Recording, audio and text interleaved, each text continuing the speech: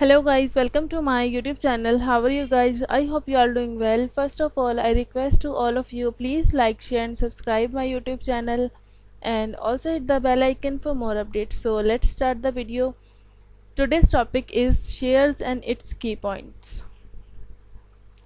Shares represent units of ownership in a company. When an individual buys shares of a company, they become a shareholder and own a portion of the company, which gives them certain rights and benefits such as receiving dividends and participating in the decision-making process through voting at shareholders' meetings. Key points about shares.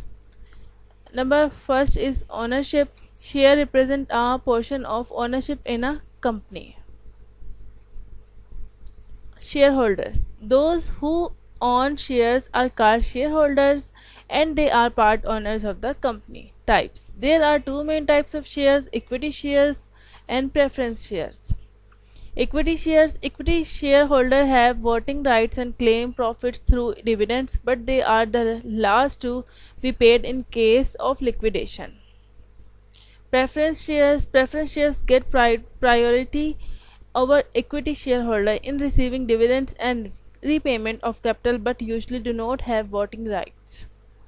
Voting rights. Equity shareholders have the right to vote on important company matters like electing the board of directors or approving major decisions. Dividends. Shareholders receive dividends, which are a portion of the company's profit. The amount is determined by the company's board and is not guaranteed. Capital appreciation. Shareholders can benefit from an increase in the shares price, leading to capital gains if they sell the shares at a higher price than they purchased. Market value. The market value of a share fluctuates based on the company's performance, investor perception, and market conditions. Initial public offering. When a company first sells shares to the public, it is called an IPO, mean initial public offering. This is how companies raise capital from the market.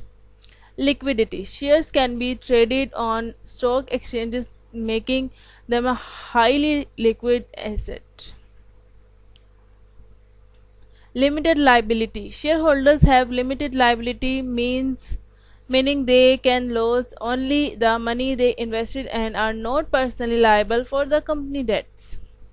Risk. Shares are considered a risky investment as they are subject to market volatility and company performance. Share certificate. Historically, physically, and certificates were issued to represent ownership of shares. Today, most shares are held electronically in dematerialized demat form. Right to information. Shareholders have the right to receive financial reports and other information about the company's performance. Bonus shares. Company may issue additional shares to existing shareholders as a bonus based on the number of shares they hold. Stock splits. A company may split its shares into smaller units, increasing the number of shares while keeping the overall value of holdings the same. Rights issue. Companies may offer existing shareholders the right to buy more shares at a discounted price before offering them to the public. And share buyback. A company may repurchase its own shares from the market, which reduce the number of shares outstanding and can increase the value of remaining shares.